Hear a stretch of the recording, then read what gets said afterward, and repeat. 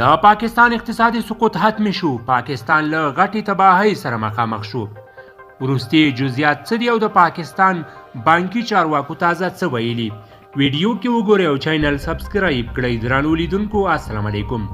د پاکستان په ملي خزانه کې د پیسو تمامیدو د دغه هیواد اقتصاد د سقوط له خطر سره مخامخ کړی دی. د پاکستان بانکي چارواکي وایي یوازې دومره بهرني اسعار ورسره پاتې دي چې د شاوخوا 3 نورو اونیو لپاره د وارداتي مالونو پیسې ورکړي.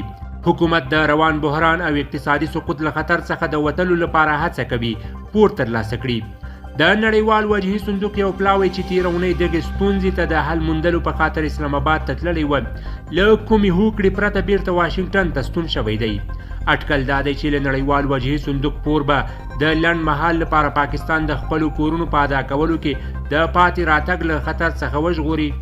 د پاکستان د مالیې پخوانی وزیر مفتاح اسماعیل وایي پاکستان دا مهال د باندنیو اسعارو شاوخوا 3 میلیارډ ډالر زیرمه لري. خواړ دی چې د جون تر پایه له 9 څخه تر 10 میلیارډو ډالرو او په راروانو کلونو کې تر 10 میلیارډه پور بیرته خلاص کړي. هغه ویل که پاکستان له نړیوال وجهي صندوق څخه دغه پور ترلاسه کړي، د دې سره به ښایي د نړیوال بانک د سعودي او متحدو عربي اماراتو او چین څخه یو څه پیسې راشي او موږ به وکړای شو چې د پاکستان د دیوالي کېدو د خطر مخه ونیسو.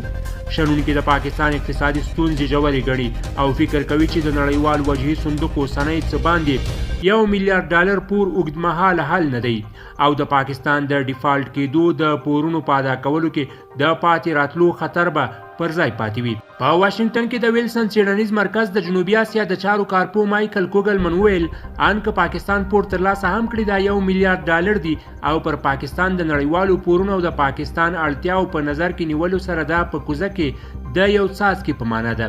کوګلمن زیاته کړه د اندازه پور کېدای شي په لنډ مهال کې پاکستان د دیوالي کېدو له خطر څخه وباسي، خو په اوږد مهال کې به اسلام آباد له ژورو اقتصادي ستونزو سره لاس او ګریوان پاتې وي. پاکستان ته د نړیوال وجهي صندوق پور د یو لړ شرایطو او غوښتنو سره تړلی دی چې د مالیاتو د لوړولو او سبسایډۍ د کمولو غوښتنې پکې شاملې دي. په اسلام آباد کې چارواکو که څه هم ځینې غوښتنې منلې، خو د عامو پاکستانیانو د مخالفت له ویرې عملي کولو ته زړه نازړه دي. د پرنسټن پوهنتون استاد ډاکټر عاطف میا په دې اړه د پاکستان د حکومت کړنو ته هیلهمند نه دی. هغه ویل تر ټولو مهمه پوښتنه دا ده چې آیا موږ د پاکستان لخوا کوم پلان لرو؟